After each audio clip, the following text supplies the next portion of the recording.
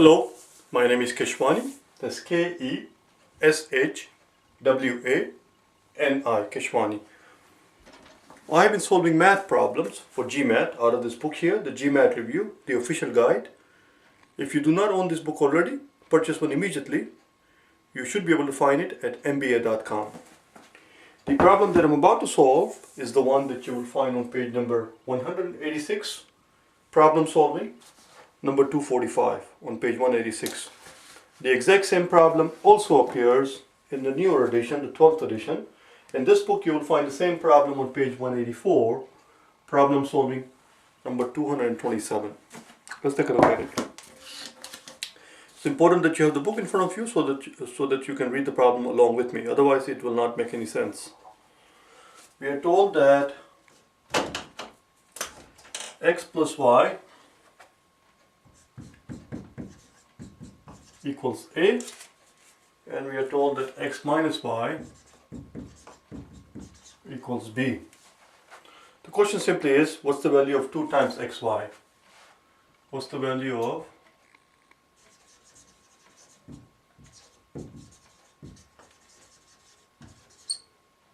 2 times xy? Well, it's an algebra problem, and therefore there are two ways of doing this problem. The algebraic way, the classical way, the traditional way, the orthodox way, the geeky way, the nerdy way, the academic way, the proper way, and then the quick and dirty way. The quick and dirty way is where when you're given an algebra problem in the exam, one does not sit there and start doing all the algebra because it takes too long and there are more chances of making predictable mistakes. The smart thing to do there is to just plug in numbers. So that's what I'm going to do here first. First I'm going to do it with the plugging in technique, and then if you're adamant, if you are insistent on it, that I show you the proper way, then I'm going to also do the algebraic way. So let's plug in numbers. I'm just going to make something up here. Let's say this thing does not work.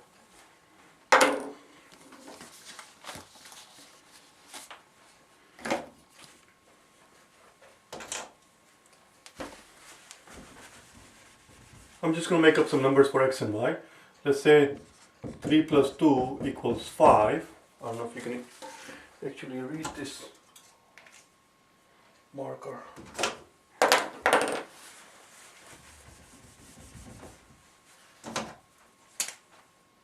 Three plus 2 equals 5. So what I have done just now is I plugged in 3 for x, 2 for y, and therefore a turns out to be 5. I'm going to plug in the same values here. 3 minus 2, so it turns out b is 1. The question simply is, how much is 2 times x times y? Well, let's find out. X is 3, so it's 2 times 3 times y, which is 2. So it turns out to be 12. And usually I put a box around it because I refer to this as this is our, what I refer to as our punchline, and then all you have to do is go through the answer choices. Wherever you see A, replace it with 5 because A turned out to be 5. Wherever you see B, replace it with 1, and keep solving, keep figuring out the value of the expressions that they give you, 5 expressions that they give you in the 5 answer choices, until you hit upon something that gives you 12. That's it. So let's do it together. A gives me a squared minus b squared over 2.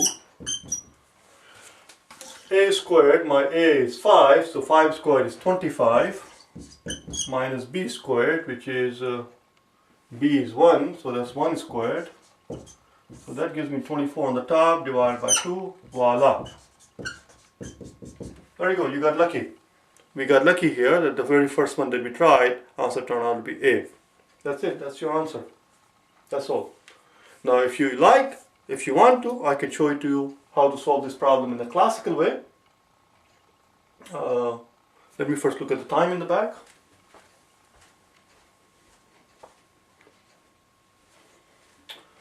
Alright, let's do it in the classical way. What I'm going to do very quickly is I'm going to move this stuff to this side. I should have had the forethought.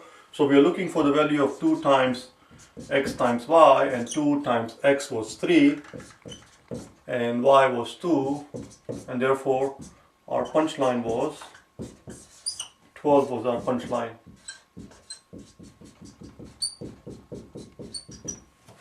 I'm going to erase now so that I can do the classical work over there. And A turns out to be 12, so we're done. The answer is A. You can go through all the other answer choices if you like, but you will see that none of the other answer choices will give you A. B will give you negative 12 because it's just the reverse order. Instead of A squared minus B squared, you got a B squared minus A squared. C is A minus B over 2, that's going to be a very small quantity. D is A times B. A times B is going to be just 5 over 2, that's not going to work. And E is something ridiculous because you got A squared plus B squared. It's going to be 26 over 2, this is going to be 13. You see, there's only one answer choice that's going to give you what you're looking for. In this case, it's A. Let's take a look at the classical solution. So here we go. Classical solution is not meant for everybody. If you cannot handle it, if you cannot broke it, forget about it. I'm not going to stop every step of the way to explain you what's going on there. If you need explanation, if you need to be told what's going on here, then of course you're not meant for it. You're not cut out for it. Just stick to the plugging in. Here it goes. This is only for those people who can broke it, who can handle it. So from this equation, I know that x plus y equals A.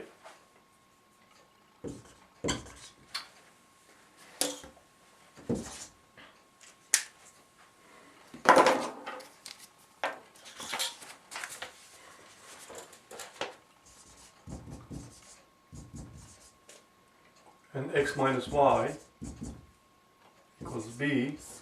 I hate this marker, so I don't know what's going on. I can't find a decent marker to write with.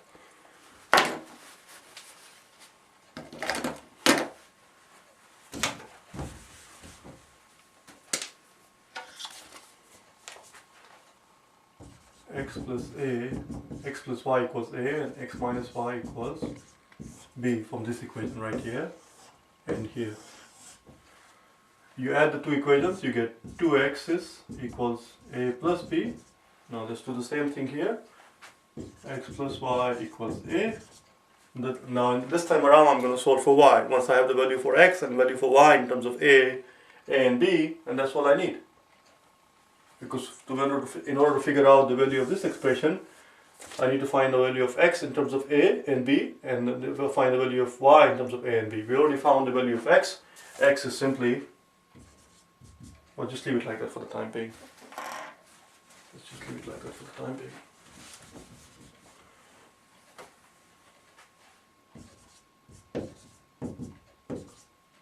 Now instead of adding the equation, I'm going to subtract them. So I need to change the sign. So it's x minus x is x, drop out. 2y equals A minus B. And therefore, if I were to multiply the two of these, I get 2 times x times 2 times y equals A plus B times A minus B.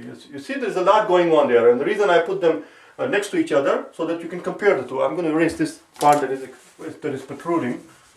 It's coming in our way.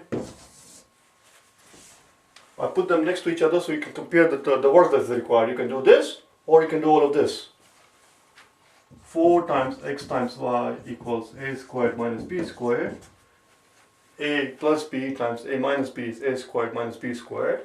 And they're looking for not 4xy but rather 2xy. So 2xy would be A squared minus B squared over 2. There you go. Et voila. That's it. That's your answer, which was, this is it. Answer is A. Again, give me a second. I want to look at the time in the back before I start preaching.